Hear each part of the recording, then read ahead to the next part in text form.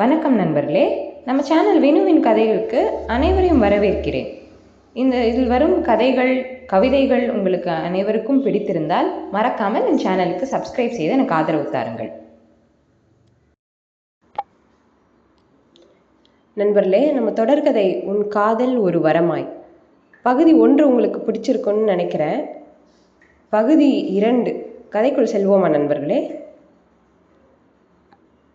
தலையெல்லாம் கலைந்து உடுத்திருந்த உடை முழுவதும் வேர்வையில் நினைந்து அறைக்குள் வந்த அமிர்தாவை கண்ட பாரதி, ஏய் என்னடி, எங்க போய் விழுந்து எந்திரிச்சு வர என்று கேட்க அவளோ பதில் சொல்லும் நிலையில் இல்லை.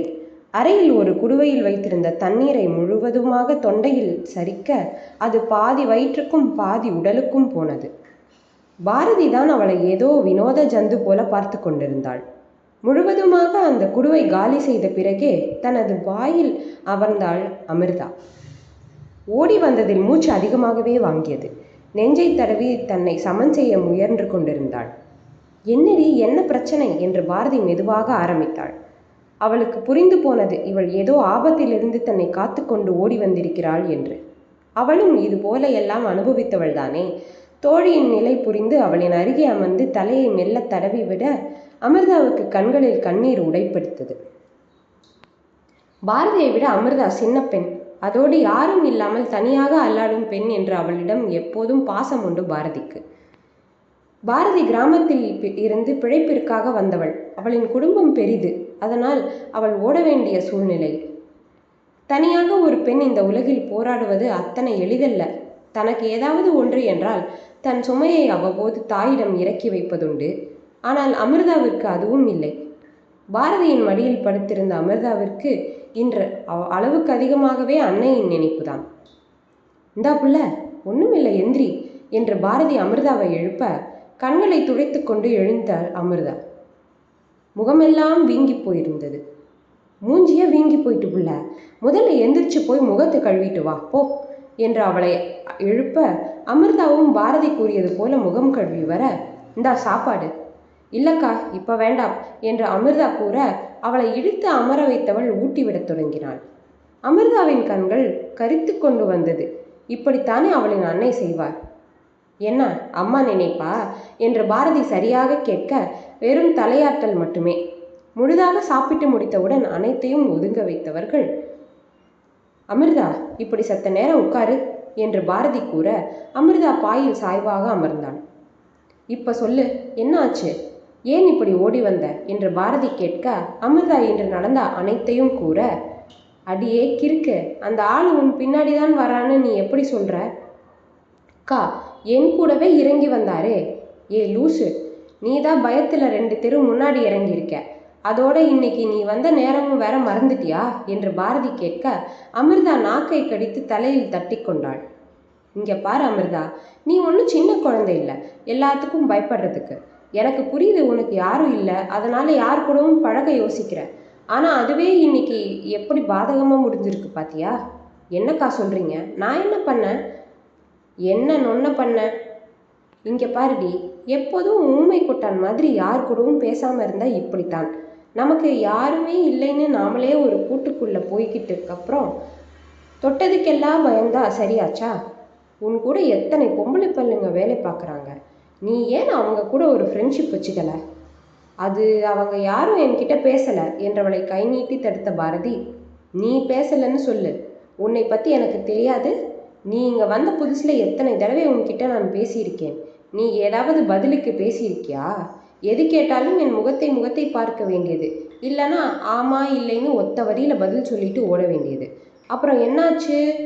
ஒரு இக்கட்டான சமயத்தில் நான் உதவி செஞ்சேன், அதுக்கு அப்புறம் தான் மேடம் என்கிட்ட பேசுனீங்க என்று பாரதி கேட்க அமிர்தா தலை குனிந்தாள். ஒரு முறை கைப்பை எடுக்காமல் பேருந்தில் ஏறிவிட நடத்துனர் வந்து டிக்கெட் கேட்டவுடன் தான் அமிர்தாவிற்கு பையை மறந்து வைத்து விட்டது வந்தது நினைவுக்கே வந்தது. அவள் முழிப்பதை பார்த்த நடத்துனர், என்னம்மா காசு இல்லையா? அப்புறம் எதுக்கு பஸ்ல ஏறின? இல்லை காசு இல்லாமல் ஓசியில் போகலான்னு நினச்சியா என்று சரமாரியாக அனைவர் முன்பும் கேட்க அமிர்தாவுக்கு அழுகையில் உதடு துடித்து விட்டது. இந்தாம்மா, அடுத்த ஸ்டாப்பிங்கில் முதல்ல இறங்கு என்று அவர் கத்த, ஒரு நிமிஷம், நான் அந்த பொண்ணுக்கு டிக்கெட் எடுக்கிறேன் என்றபடி வந்தாள் பாரதி. நடத்துனர் பாரதியை ஒரு மாதிரி பார்த்துவிட்டு டிக்கெட்டை கையில் திணித்துவிட்டு சென்று விட்டார். அன்று பாரதி செய்த உதவியை அமிர்தா என்றும் மறக்க மாட்டாள். என்னடி அம்மா, பழைய ஞாபகமா என்று பாரதி அவளின் தோள் தொட்டு கேட்க, ஆமாம் என்று தலையாட்டினாள் அமிர்தா. அதெல்லாம் இருக்கட்டும், இனி நான் சொல்றத கொஞ்சம் கேளு. நாம பொண்ணுங்க எப்போதும் தனியா எல்லாத்தையும் சமாளிக்க முடியாது. சில நேரம் நம்மளை மீறி ஏதாவது நடக்கலாம். அப்ப நாம தான் எப்படி அந்த சூழ்நிலையிலேருந்து வெளிவரணும்னு தான் யோசிக்கணுமே தவிர பயந்து ஓடக்கூடாது. அப்படி ஓடினா ஓடிக்கிட்டே தான் இருக்கணும். இப்போ என்னவே எடுத்துக்க, எனக்கு குடும்பம் எல்லாம் இருக்கு. ஆனா எனக்கு ஏதாவதுன்னா அவங்க என்ன உடனே வந்துடுவாங்களா என்ன? இப்போ நாம தான் நமக்குன்னு ஒரு பாதுகாப்பு வளையத்தை உருவாக்கியிருக்கணும். அதுக்கு நம்ம கூட இருக்கிறவங்க கூட நாம் கொஞ்சம் இணக்கமாக இருக்கணும். அதுதான் நமக்கு நல்லது. இங்கே இருக்கிறவங்க எல்லாரும் நல்லவங்களும் இல்லை, அதே சமயம் எல்லாரும் கெட்டவங்களும் இல்லை. ஒரு ஆள் கூட பேசாமல் பழகாமல் நாம் எப்படி அவங்களை பற்றி தெரிஞ்சுக்கிறது சொல்லு? அதனால்தான் சொல்கிறேன், உன் கூட வேலை பார்க்குறவங்க கூட ஒரு நல்ல நட்பை உருவாக்கிக்க. அது உனக்கும் உதவும். அப்புறம் இதையும் சொல்கிறேன், கேட்டுக்கோ. உன்னோட நட்பு வட்டத்துக்குள்ளே எல்லாரும் நல்லவங்களாக தான் இருப்பாங்கன்னு நாம் சொல்ல முடியாது. சிலர் நல்லவங்களாக இருப்பாங்க, சிலர் பொறாமைப்படுறவங்களா இருப்பாங்க. அதனால் அவங்கக்கிட்ட அவங்களுக்கு தகுந்த மாதிரி நடந்துக்க. இப்போ ஒருத்தவங்க உங்ககிட்ட நல்லா பேசிட்டு பின்னாடி கிண்டல் பண்ணுவாங்க. அப்படி இருக்கிறவங்க கிட்ட நீ அளவோட பேசு.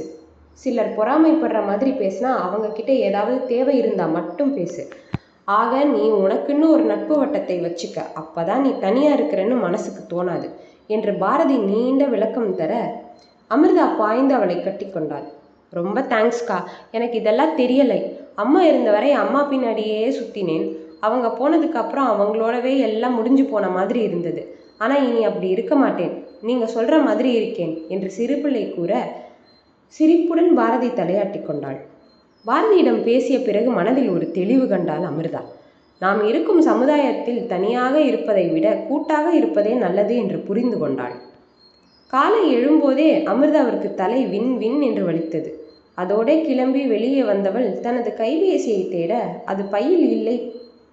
பதட்டமானாள். மீண்டும் தன் அறைக்கு வந்து தேட அங்கும் இல்லை. பாரதி அப்போதுதான் கிளம்பி கொண்டிருந்தாள். இவள் மீண்டும் வந்ததை கண்டு, ஏய், என்ன தேடிட்டு இருக்க?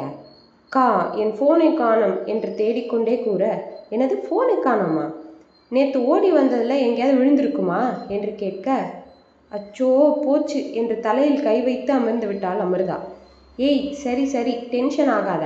முதல்ல கடையில் எங்காவது இருக்கான்னு பாரு என்று அவளை தேற்றி அனுப்பி வைத்தாள். அமிர்தாவிற்கு மனதே சரியில்லை. இதுபோல எந்த பொருளையும் துளைத்ததில்லை. கடைக்கு சென்றவுடன் தனது கைபேசியை தான் தேடினாள். ஆனால் அவள் எவ்வளவு தேடியும் கிடைக்கவில்லை. அதுவே அன்றைய நாள் முழுவதும் அவளை அழுத்தி கொண்டே இருந்தது.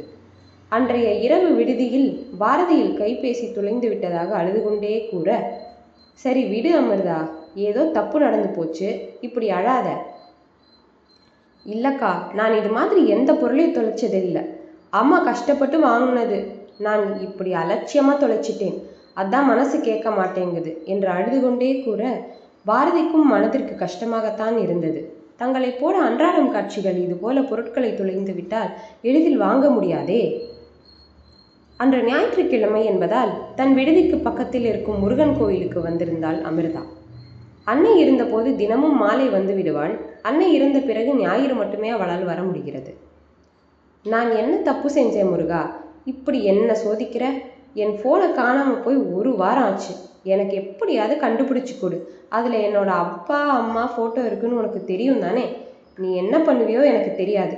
என் ஃபோன் எனக்கு வேணும் என்று முருகனிடம் சண்டையிட்டு கொண்டிருந்தாள் அமிர்தா.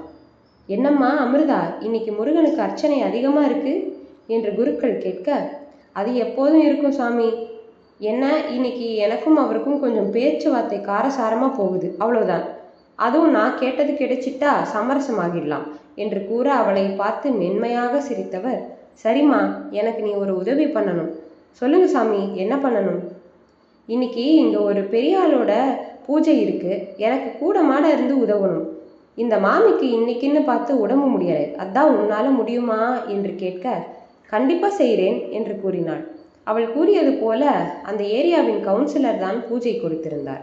குருக்கள் கூறியது போல அவருக்கு தன்னால் முடிந்த உதவிகளை செய்தவள் பூஜை முடித்ததும் கிளம்ப, அட இருமா, ஒரு அரை மணி நேரம் இரு, வந்துடுறேன் என்று விட்டு அவர் செல்ல கோவில் பரிகாரத்தில் ஒரு இடத்தில் அமர்ந்தாள். அப்போது அவளை கடந்த ஒரு உருவம் செல்ல முதலில் அதை அசட்டை செய்தவள், பின் திடீர் என்று ஏதோ நினைவு வந்தவளாக அவனை தேட முருகனின் முன் மெய்மறந்து வேண்டிக் கொண்டிருந்தான் அவன். அன்று அவளின் பின்னே வந்தவன். இவனும் இங்கேதான் இருக்கானா என்று பார்த்து கொண்டிருக்க அவன் திடீர் என்று இவளை திரும்பி பார்த்தான். அதில் அதிர்ந்து திரும்பியவள், அச்சோ, நாம பார்த்ததை பார்த்துட்டானோ என்று தனக்குள் பேசிக்கொண்டிருக்க, உங்களைத்தான் என்று கண்ணீர் குரலில் அவளின் பின் கேட்க எச்சில் கூட்டி விழுங்கியவாறே திரும்ப அவன்தான் நின்றிருந்தான். நல்ல வாட்டசாட்டமான உடல்வாகு, 6 அடி உயரம் அமிர்தா.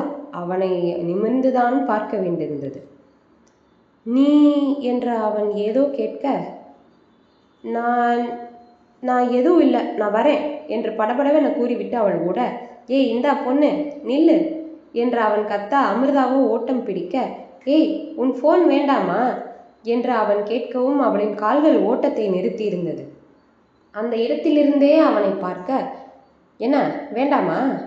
இல்லை, வேணும் வேணும் என்று வேகமாக அவனிடம் வந்துவிட்டாள். அப்ப இங்கேயே இரு, வரேன் என்று விட்டு செல்ல அமிர்தா அவன் கூறியது போல கோவிலில் இருக்க அடுத்த 10 நிமிடத்தில் வந்தவன் அவளிடம் அவளின் கைபேசியை கொடுத்துவிட்டு அவள் பேசும் முன் சென்றிருந்தான். இந்த பகுதி இத்தோடு நிறைவடைந்தது நண்பர்களே. மீண்டும் அடுத்த பகுதியில் சந்திப்போம். இந்த கதை உங்களுக்கு பிடித்திருக்கும் என்று நான் நம்புகிறேன். என் சேனலுக்கு சப்ஸ்கிரைப் செய்து எனக்கு ஆதரவு தாருங்கள். நன்றி.